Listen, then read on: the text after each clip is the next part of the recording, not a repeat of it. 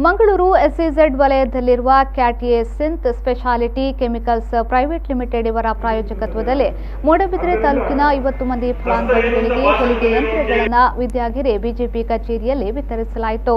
ಶಾಸಕ ಉಮಾನಾಥ್ ಕೋಟ್ಯಾನವರು ಹೊಲಿಗೆ ಯಂತ್ರವನ್ನು ವಿತರಿಸಿ ತದಬಳಿಕ ಮಾತನಾಡಿ, ಮಹಿಳೆಯರು ಹೊಲಿಗೆಯನ್ನ ವೃತ್ತಿಯನ್ನಾಗಿ ಸ್ವೀಕರಿಸಿ ಅದರಲ್ಲಿ ಪ್ರಾವೀಣ್ಯ ಗಳಿಸಿ ಉತ್ತಮ ಸಂಪಾದನೆಯೊಂದಿಗೆ ಸ್ವಾವಲಂಬಿಗಳಾಗಬಹುದು ಎಂದು ಹೇಳಿದರು.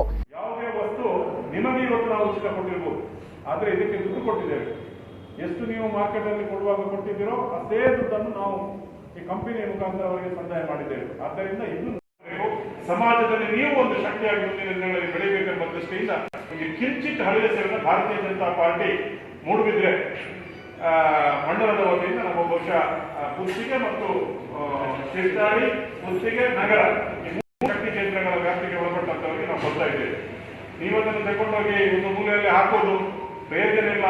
ಒಂದು ಮೂಲೆಯಲ್ಲಿ ಇದ್ದ ಮಿಷಿನ್ ಇದೆ, ಅದಕ್ಕೆಲ್ಲ ಕೊಡುವುದು ನಿಜವಾಗಿ ಅದನ್ನು ಕೊಡುವುದು ಯಾಕೆಂತ ಹೇಳಿದ್ರೆ ನೀವು ಇದರಿಂದ ಏನಾದರೂ ದುಡಿದು ಸಂಪಾದನೆ ಮಾಡಿ ನೀವು ಬದುಕಬೇಕು, ಇತರರಿಗೆ ಬದುಕಲಿಕ್ಕೆ ಅವಕಾಶವನ್ನು ಕೊಡಬೇಕು. ಆ ನಿಟ್ಟಿನಲ್ಲಿ ಇದು ಧರ್ಮಕ್ಕೆ ಕೊಟ್ಟದ್ದು ಸಸಾರ. ಕೆಲವು ಶಾಲೆಯ ಮಕ್ಕಳಿಗೆ ನಾವು ಪುಸ್ತಕಗಳನ್ನು ಕೊಡ್ತೇವೆ, ನಾವು ಕೊಡುವುದು, ಇನ್ನೊಂದು ಕಡೆಯಲ್ಲಿ ಕೊಡುವುದು, ಮತ್ತೊಂದು ಕಡೆಯಲ್ಲಿ ಚೀಟಿ ಕೊಡುವುದು, ಇನ್ನೊಂದು ಕಡೆಯಲ್ಲಿ ಚೀಟಿ ಕೊಡುವುದು, ಕೊಂಡೋಗಿ ಆ ಪುಸ್ತಕಗಳನ್ನು ರಾಶಿಯಾಗಿ ಬಿಸಾಡುವುದು. ಹಾಗಾಗಬಾರ್ದು. ನಾವೆಲ್ಲ ಶಾಲೆಗೆ ಹೋಗುವಾಗ ನೋಡಿ, ನಾನೆಲ್ಲ ಬಹಳ ಕಷ್ಟದಿಂದ ಬಂದವ. ಬಹಳ ಕಷ್ಟ ಅಂತ ಹೇಳಿದ್ರೆ ನನ್ನಷ್ಟು ಕಷ್ಟಪಟ್ಟವ ಜೀವನದಲ್ಲಿ ಯಾರು ಇರಲಿಕ್ಕಿಲ್ಲ.